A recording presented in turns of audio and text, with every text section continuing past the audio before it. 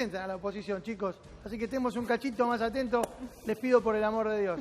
Oscar Parrilli, te tengo en línea, ¿cómo estás? Buenas noches, Mauro, y buenas noches a toda la audiencia Crónica TV. Bueno, a ver, hablábamos recién con Graciana Peñafort y nos decía algo que a mí me quedó como título esto, ¿no? Que no es momento de que el Poder Judicial se escude en formalismos, es un momento en el que la Argentina requiere de decisiones en las que va a haber que tomar con fortaleza para proteger a los más débiles y se especula con la posibilidad de que la Corte en las próximas horas se expida respecto a esta cuestión de si pueden o no después objetarse los mecanismos de aprobación de una ley, como puede ser la del impuesto a la riqueza, si se hace a través de mecanismos electrónicos y no con carácter presencial. ¿Qué opinás, Oscar? Bueno, en primer lugar, yo no sé si la audiencia está clara de qué se trata. La vicepresidenta de la Nación lo que hizo una presentación ante la Corte Suprema de la Justicia, haciendo un pedido de lo que se llama una declaración de certeza. Esto significa que cuando hay alguna situación institucional, jurídica o desde el punto de vista legal con duda, lo que se pide es que la justicia dé certeza acerca de la validez o no de determinado acto. De manera que lo primero que hay que decir que este mecanismo que utilizó la vicepresidenta de la Nación está prevista en los códigos procesales. En segundo lugar, que estamos en una situación obviamente de emergencia y obviamente inédita, que es precisamente la pandemia, que impide y que todo contacto físico y toda cercanía puede generar perjuicio no solamente a las personas, sino en todo el entorno. En tercer lugar, la necesidad, la urgencia de que el Parlamento funcione, de que el Congreso dicte leyes, y en tercer lugar, que se trataba precisamente, entre otras leyes, porque no la única, hay muchos temas pendientes en el Congreso, entre ellos acuerdos a los directores del Banco Central, al procurador, pero también había un proyecto de ley importante del diputado Máximo Kirchner y del diputado Heller, sí, que preveía un impuesto a las grandes fortunas, a las grandes riquezas.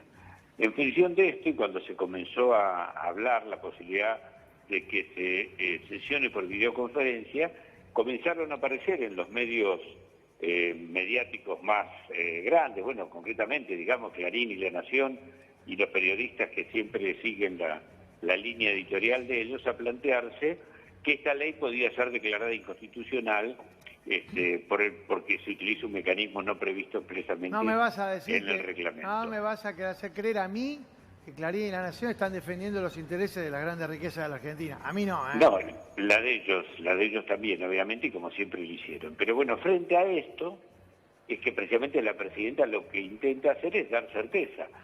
Aquellos que tanto pregonan y que se rasgan las vestiduras hablando de la seguridad jurídica, lo que estamos previendo ahora es precisamente darle seguridad al funcionamiento del Congreso y dar una seguridad jurídica con la sanción de la ley.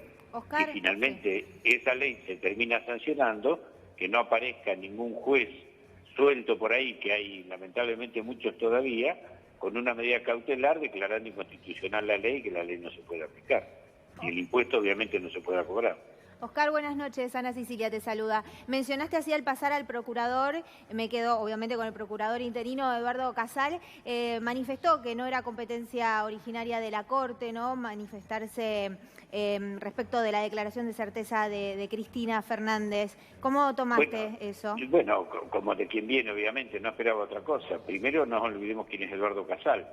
Primero, que es interino, es un procurador interino, no tiene acuerdo del Senado, fue designado por Macri, fue funcional a todas las políticas que llevó adelante Macri de persecución a dirigentes políticos, utilización de la justicia como ariete, fue el fiscal, el procurador que protegió al fiscal Stornelli cuando estuvo 8 meses rebelde o prófugo de la justicia, fue el mismo fiscal, fue el mismo procurador que sacó al fiscal Juan Pedro Soni, que estaba investigando la causa del Correo y que obviamente le preocupaba mucho al presidente Macri. Fue también Casal el que despidió a Félix Croix de la Procuración contra la Violencia Institucional.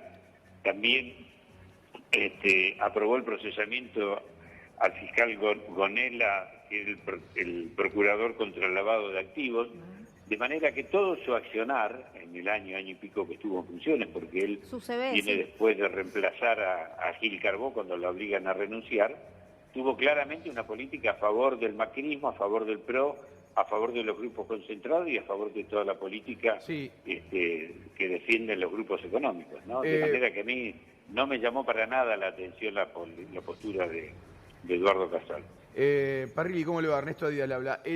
Hay dos temas. ¿Qué tal, Ernesto? Dos temas juntos ahí. Mire, el primero, vamos al primero. ¿Usted cree que si la Corte le dice que no, que digamos que no es válido esto de sesionar a través de Zoom, es probable que todos los senadores vayan al Congreso a votar y si los que no van no asisten, la ley salga como salga? Bueno, esperemos que la Corte se defina, no hagamos suposiciones o conjeturas. Yo lo que espero es que la Corte asuma la responsabilidad que tiene. Como decía recién Graciana Peñaflor, no es momento de hacer gambetas y de escaparse por la tangente y de hacerse los giles, digamos, mirando por otro lado. Creo que la Corte tiene que dar un pronunciamiento muy claro, asumir la responsabilidad que tiene y decir sí o no, expresarse claramente. Me parece que eso es lo que tiene que hacer. Y tanto le preocupa y tanto se llenan la boca hablando los supremos de la seguridad jurídica y todo lo demás. Bueno, este es el momento de dar certeza y seguridad jurídica no solamente a los senadores y diputados, sino a todos los argentinos. Usted conoce muy bien la Cámara de Diputados y la de Senadores, las dos, ha sido diputado y senador. Dígame, Parrilli, ¿cuántos senadores y diputados cree usted que tienen más de 3 millones de dólares? Yo no, seguro, no lo sé. Veremos quiénes son y dónde lo tienen, ¿no? También es importante. Porque si tienen la plata afuera o no tienen la plata afuera.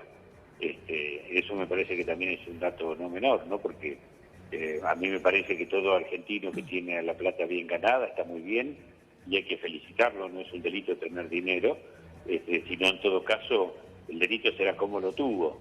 Y desde el punto de vista moral, llevársela fuera la plata también me parece que es algo que atenta contra la solidaridad hacia los connacionales, ¿no? Porque si ganó la plata acá en la Argentina, bueno, que la tenga acá, que le invierta acá y no que se la lleve a guaridas o a guaridas fiscales para pagar menos impuestos o para no que ese dinero no genere trabajo y genere riqueza acá en los argentinos.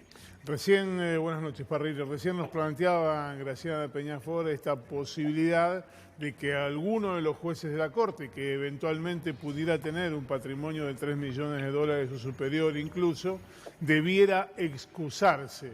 Mañana probablemente haya una primera decisión en relación con ese impuesto que está todavía por tratarse. ¿Usted cree que la excusación o la recusación debería producirse ya en esta instancia o después de que se sancionara la ley?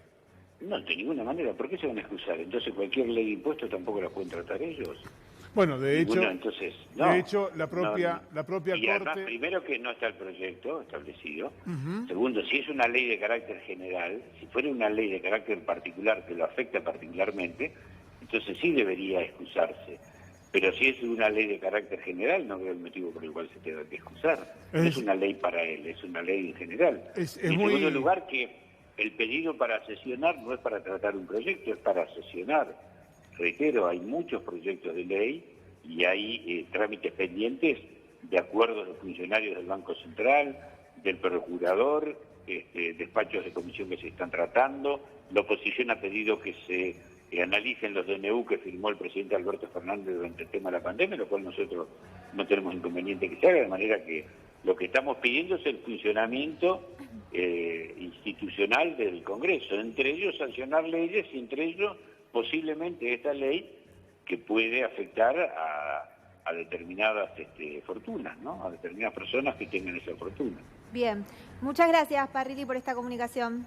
Muy buenas noches. Muchas gracias y buenas noches. Gracias, buenas noches. Chau, chau. Bueno, y ahora hay que hablar de algo central, pero de verdad central, que ustedes me cargan, pero de verdad. A ver, pará. ¿Cómo es? Central, porque usted... ¿Muy central? Sí, Pues muy el central. surtidor Porque- del medio. El surtidor del medio. Voy a explicar por qué. A ver, Sí. todos cargamos nafta acá, o los que tenemos auto cargamos nafta. Bueno, Sí. señores y señoras, si esto sigue así, si la pandemia sigue paralizando la vida de los argentinos, ¿Qué va a pasar? muchas estaciones de servicio van a quebrar. No. Esto que estoy diciendo yo no lo digo yo. Pará, Lo Ernesto, dice- trae una buena. Sí, bueno, lo dicen, Ay. pero lo dicen, ¿saben quiénes? Los ¿Quiénes? dueños de estaciones de servicio, el 90% de las estaciones de servicio